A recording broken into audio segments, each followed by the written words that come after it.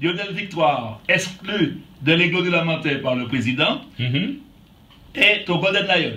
Il a signé au Golden Lion, c'est un gros coup de choix pour le Golden Lion, parce qu'il était aussi dans le viseur du RC Rivière Pilote, Guy Michel Nissas le voulait bien, mais il était attentif au discours de Laurent Saint-Honoré, le président du Golden Lion, et puis Maurice Narcisse, l'entraîneur, l'a appelé personnellement, donc il portera les couleurs. Ah mais ils sont pas dans une même émission radio, c'est pour ça, continue. Donc ils sont le défenseur, mais attention, l'arrivée de Lionel Victoire risque de provoquer le départ de Sébastien Lepel.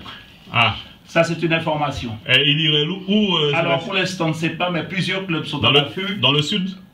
Oui, peut-être Rivière Pilote, c'est faisable. Ou le club colonial, ou les Glos et Louvier dans son club formateur, mais n'empêche que l'arrivée de Lionel Victoire peut provoquer le départ de Sébastien Lepel. Voilà. Autre information, donc c'est confirmé parce qu'on est dans la période du mercato.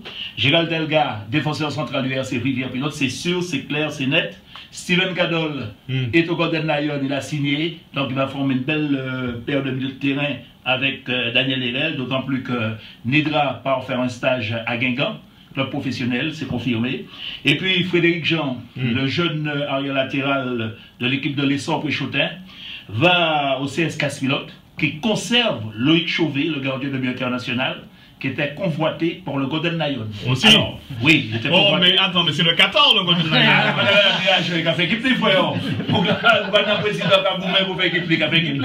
Alors, donc, Loïc Chauvet était convoité par le Golden Lion, finalement il ne va pas. On a mis les barbelés à Casse-Pilote pour qu'il ne parte pas.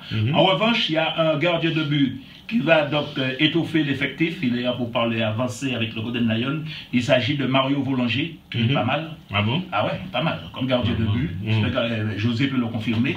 Ouais, il va nous dire ça. Ouais. Donc Mario Voulanger risque d'aller au Golden Lion.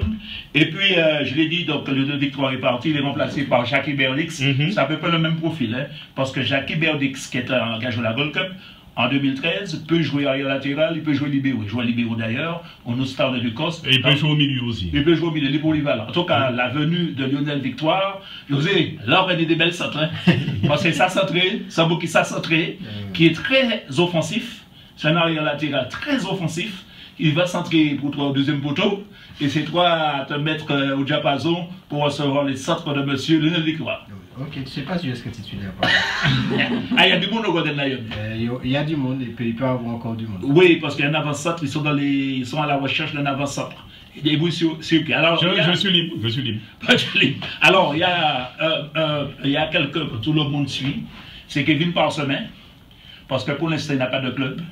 Mais selon des informations... Golden Lion aussi? Non, il n'est pas ni au Golden Lion. S'il va en Martinique, c'est au Racing Club de Rivière-Pilote. En principe. Et puis ensuite, il privilégie la piste à l'extérieur. Il partirait peut-être en Afrique du Sud ou dans un autre pays, mais il jouerait à l'extérieur. Et puis Silis, c'est confirmé, il a signé au club franciscain. Net, il a signé. Golvé, pour l'instant, retenu par l'US Roubert. Voilà les informations. Puis et Golvé, il jouait où? Il jouait à l'US Roubert.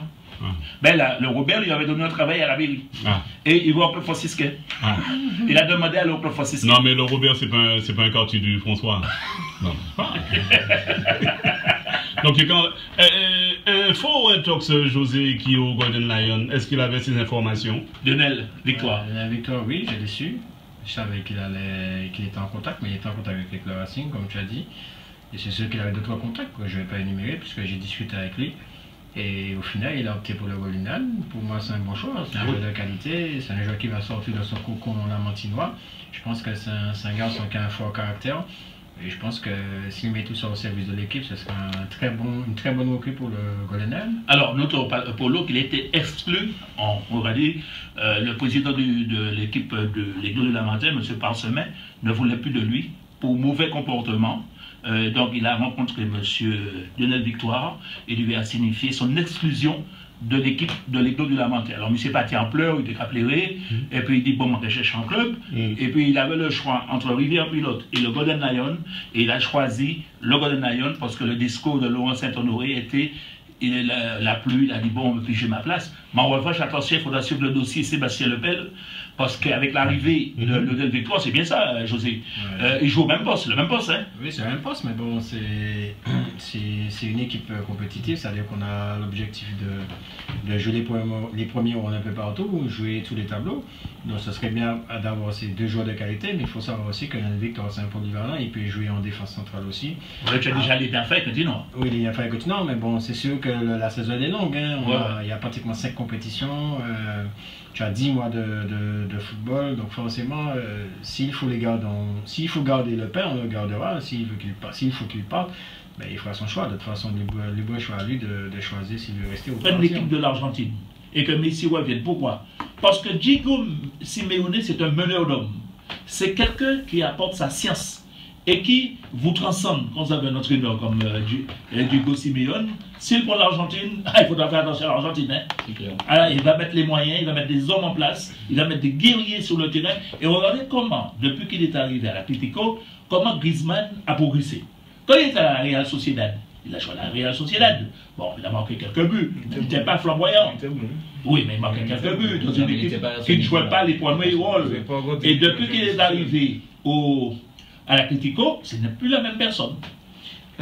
Juste pour finir sur le match des Bleus, il y a un joueur qu'on ne cite pas sur ce match-là et qui est pour moi quasiment l'homme du match avec Griezmann, c'est Lloris.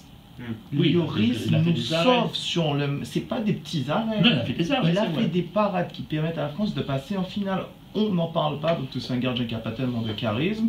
J'ai été aussi une des personnes à dire qu'il n'a pas beaucoup de charisme, mais que c'était un bon gardien. Je n'ai jamais critiqué le talent de Lloris. Il faut lui rendre un petit hommage parce que il fait souvent de bons matchs et on a tendance à critiquer la défense quand la France prend des buts. Donc on critique aussi de temps en temps parce qu'il n'arrête pas des pénaltys. Mais là, il a répondu présent face à des Allemands qui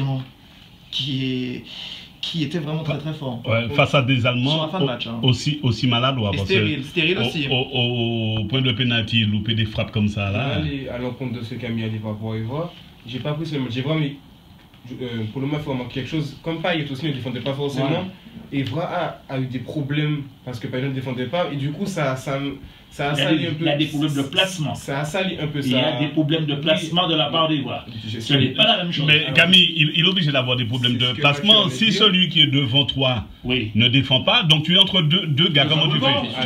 On a des bouts qui laissent quoi prendre. Donc, à chaque fois, et regardez bien comment il joue, sinon regardez bien les matchs, eh ben, je voyais Evra se mettre toujours. Ou quoi faire ça dans le couloir, le royal dans le couloir, qu'on y débouille là, ou quoi mettre entre les deux, parce que pour savoir qu'il laisse ou qu'il prend. Parce que Payet aime. Non, mais Payet en l'arrière, déjà. Non, mais il aime prendre l'axe. Il aime prendre l'axe, il va de profondeur. Payet, déjà, je vais finir sur Evra. Evra, à chaque fois, ça faisait prendre dans le dos par Kimmich. Et s'il y avait peut-être un attaquant. Peut-être qu'il aime ça. Avec. Oui, mais tu peux faire dans le mais attends, laisse-moi finir. Evra, ça faisait prendre le dos souvent. Et ça se voyait. Pour la première période. Par contre, en deuxième période, il a été meilleur, il a été impérial. Parce que justement, on a remplacé Payet, et ben, Payet aussi a commencé un petit peu à jouer un peu plus. Le problème de Payet aussi, c'est qu'on lui a demandé de faire un truc qu'il n'aime pas, c'est de jouer en contre. Payet, c'est un joueur qui aime avoir le ballon, qui aime tricoter, qui aime prendre son temps pour faire les passes et construire le jeu. Là, c'était plus prendre le ballon et puis transmettre rapidement. Et Payet, il n'est pas forcément bon dans ça, il est meilleur pour tricoter. Et du coup, ça a donné un match mauvais de Payet, parce qu'il n'est pas dans son registre, et il est très vite sorti. Là, je trouve que c'est une belle analyse de monsieur. Pour une fois, là, on a sorti quelque chose de cohérent des fast-food. Je constate justement qu'il a été très bon depuis le début de l'Euro. Enfin, très bon, oui, quand même. Qu'il ne fait pas autant d'erreurs qu'il a un sens de placement. Exactement. Un sens de placement, et il sait lire le ballon. Et il arrive aussi à se concentrer, ce qu'il n'arrive pas des fois à faire en Arsenal, notamment dans la surface de réparation. Le haut en France, ça veut dire que ces gars-là sont transcendés. Il peut avoir d'énormes lacunes. Mais tu vois, quand tu as un peuple de pour une nation, tu as vu, moi je vois Sagna aujourd'hui fait un très bon match. Et c'est bizarre. Et en fait, c'est dû à la ferveur, à l'importance de cette victoire finale. Parce que ce que vous ne savez pas, c'est que durant les 30 dernières années, la France a organisé 2 compétitions. La France a gagné des 2 compétitions. Donc ces gars-là, ces gars-là ont une pression énorme. La pression que ces joueurs-là ont, c'est que là, S'ils perdent là, ce sera la risée de la France. Parce qu'on a gagné en 84, en 88, ça va être la 3e compétition en 30 ans d'existence. Ça veut dire pour certains. Et là, ils sont dans l'obligation de gagner pour rester dans la dynamique. Ils sont sur une bonne dynamique. Et ils sont sur une belle série. Et moi, obligation de résultat. Et j'estime qu'il y a certains joueurs où c'est lacune là par rapport à leur force mentale, par rapport à l'envie de gagner cette compétition-là à la maison. Ça couvre beaucoup de choses. Nicolas. Et j'irai même plus loin. Et là, j'ouvrirai peut-être un autre débat qu'on terminera la semaine prochaine. Quand il y a eu une blessure d'un certain joueur surcoté, surestimé en défense, tout le monde disait que la France ne passerait pas. Votre grand Varane, votre très très grand Varane. Oui. J'ai été du monde rouge. Non. C'est un Martinique du monde rouge. On va parler de ça. Non. Et puis à ce moment, en ce moment, il y aura un tournoi de futsal au monde rouge, parrainé par M. Varane. Alors, je Alors, donc, défendre Varane. Alors, on n'a pas dit bêtises. Non. Et on va dire bêtises dans les José Gouron. Laisse Nicolas terminer ses propos. Nicolas. Sur le terrain et surtout en défense, je vois des hommes qui sont prêts au combat. Votre grand Varane est un joueur techniquement qui est au-dessus de tous les autres des défenseurs de cette équipe de France. Mais en termes de contact, en termes d'hommes, ça fait 3 ans qu'il sciant le banc au Real. Oui, mais il n'a pas été épargné par les blessures. Arrêtons de trouver des prétextes. Il a eu des blessures, il faut dire ça aussi. Il faut se remettre en question. Si tu es sur le banc pendant 3 ans avec 4 entraîneurs différents, c'est que tu n'es pas le meilleur. Tu as Ramos, qui est le capitaine de l'Espagne, qui est parmi les meilleurs défenseurs du monde. Oui, d'accord. Pep Lorametegui. Alors, et il n'a pas été épargné par les blessures. Varane était souvent blessé, monsieur. Non, mais dans cette situation-là, il faut voir les choses. Il faut voir dans le fond même. Varane arrive au Real Madrid, mais il faut faire attention parce que pour pouvoir enlever ces 2 défenseurs-là, Ramos et Pepe, c'est surtout pas évident. Ça veut dire qu'il a d'énormes qualités. Je reconnais que physiquement, c'est pas un monstre. C'est pas un monstre, il a des lacunes, c'est pas un gars super athlétique qui va pas aller au duel comme fait Pepe et Ramos. Mais je trouve que ça sera peut-être compliqué pour lui de déloger ces 2-là. Oui, mais surtout que les 2 ont un point important dans le club. Vous imaginez Zidane sortir Ramos, le capitaine de l'équipe, comment le possible va moi, je pense que ce joueur-là, il allait progresser physiquement, athlétiquement, s'il changeait de club et s'il était. Alors, si on peut revenir sur ceux qui vont être en finale. Alors, José, rapidement, tu sais qu'il a pour parler avec le Bayern. Oui. Et que Ancelotti le veut. Mais il va cirer le banc aussi. Non, il va cirer le banc. Oui, mais attends, il va cirer le banc. Laisse mais charnière centrale, Boateng, Varane, ça donne la plus. Mathumels là aussi, mais oui. Tu vas pas mettre Mathumels pour un petit Varane. On va arrêter là parce que quand Ancelotti joue avec 2 défenseurs, ce sera Boateng et Hummels. Varane doit partir en Angleterre s'il veut jouer avec Mourinho. C'est là. Mourinho, United ou Conte. Bref, revenons sur l'équipe de France. On a aussi un Koscielny qui a vraiment progressé, mais dans la tête. Parce que je me souviens d'un match contre l'Ukraine en barrage où il pète les plombs carrés complètement, il prend un rouge. Koscielny a grandi. Tous ces hommes-là en France ont grandi. Tu l'as pas vu à Lorient? Tu sais qu'il joue à Lorient. Il a été formé par le FC Lorient. Quand il est à Lorient, Koscielny, qui connaît ce Koscielny? Koscielny a une chasse inouïe, c'est que Arsène Wenger, l'entraîneur de l'Arsenal, a dit c'est un gars qui aime prendre les jeunes joueurs. Il aime les jeunes. Il a pris M. Koscielny, il a fait progresser, il a fait travailler mentalement et physiquement. C'est un gars qui est très propre dans les relances. Je parlerai d'un attaquant, M. José Gouron. Koscielny est très bon dans les relances. Ah non, c'est pas un bon relanceur, c'est pas Koscielny. Je trouve qu'il relance. Et dans les duels, il est très propre dans les duels. Il est très bon dans les duels. Il craque souvent. Il a beaucoup de pénalité. Parce qu'il a progressé. Il a beaucoup progressé. Il pète plus les plombs comme avant. Avant, ce mec-là prenait au moins 2 ou 3 rouges par saison. Là maintenant, c'est devenu un boss de l'équipe de France. C'est pas un gars qui va te faire une transversale de 40 mètres. Mais les Draxler, les Ozil, les Müller, il a coupé les lignes de passe de ces gars-là physiquement. Il a détruit les Allemands. Le football, Mathieu, c'est ça aussi. C'est pas que des passements de jambes. C'est pas que des passements de jambes. C'est un gars. J'ai adoré son match avec Pogba. C'était un duo. Tactiquement, c'était beau. Mais attends, José, on va avoir le point de vue de José concernant Mathieu. Je l'ai dit précédemment, c'est-à-dire qu'il coupait les lignes comme il dit. C'est clairement ce qu'il avait à faire. C'est-à-dire que les Allemands, des joueurs de ballon au milieu de terrain, c'est-à-dire que quand on était au pressing, la plupart du temps, tu avais des joueurs qui reculaient et faisaient repartir le ballon de derrière. Donc ça c'est important, c'est-à-dire que personne ne voit son travail, mais dans l'ombre, c'est un joueur super important dans le dispositif de l'équipe de France. Vous regardez bien, Matuidi, il joue dans un milieu à 3, Deschamps commence à un milieu à 3. Deschamps passe à un milieu à 2, il met encore Matuidi parce qu'il sait pourquoi. Il sait que c'est un homme de devoir, il sait que ce gars a un volume de jeu. Je l'avais dit précédemment, que son volume de jeu est important pour l'équipe de France et ça permet de libérer certains comme Pogba et comme les 3 milieux de devant offensivement. Un match plutôt compliqué. Moi, alors dans mon état d'esprit, si j'étais entraîneur d'une équipe de foot, évidemment ça va jamais arriver, moi j'aurais aimé que mes joueurs pressent ce qu'ils ont fait pendant les 7 premières minutes du match, qu'ils ont fait au début de la seconde période. Mais je trouve qu'il n'y a pas assez de pressing et je trouve aussi que l'équipe de France, en tout cas devant, en attaque, ne joue pas assez en une touche de balle. À chaque fois qu'ils l'ont fait, dans les matchs précédents, ils ont réussi à marquer, ils ont réussi à être dangereux et quand ils l'ont pas fait, et donc forcément il n'y avait pas beaucoup d'actions, je trouve, devant les buteurs. Je sais pas ce que vous en pensez. Là c'était l'Allemagne quand même. Voilà, est-ce qu'ils avaient aussi la possibilité de le faire? Parce que là c'était l'Allemagne, les tours précédents c'était des petites équipes entre guillemets. Et puis, tu sais, moi je pense qu'ils avaient la possibilité, oui. Ils avaient peut-être la possibilité, mais ils ont bien démarré le match. J'ai l'impression qu'ils ont fait un pressing très haut pendant les 10 premières. C'est-à-dire pour espérer peut-être que les inquiéter, les surprendre. Et ils ont failli réussir à les surprendre puisqu'ils ont eu l'occasion pour mener au score. Et à partir de là, quand ils ont vu que c'était pas possible, parce que tu sais, dans un match de football, tu as des temps forts, temps faibles. C'est-à-dire qu'il faut savoir gérer les temps forts, temps faibles. C'est-à-dire qu'ils étaient en temps fort pendant peut-être 10-15 minutes. Là, il faut penser à avoir le temps faible. C'est-à-dire qu'il ne faut pas être tout le temps en temps fort parce que tu vas te griller. Et c'est le problème de l'Allemagne. Après le premier quart d'heure, l'Allemagne est restée en temps fort jusqu'à la 45e. Quand vous regardez le premier quart de la deuxième période de l'Allemagne, ils étaient vannés, ils étaient pas. Ça veut dire que je pense que la France a voulu surprendre. C'est vrai que le pressing, c'est vrai que c'était important de faire le pressing pour les surprendre. Mais ça veut dire que tu ne peux pas faire ça pendant tout le temps. Je parle de moment de la compétition, puisque la Coupe du Monde va se jouer en décembre. Il y a un moment où tu sens vraiment que ta saison, tu la sens sur les jambes. Tu la sens. Griezmann a fait 64 matchs cette année.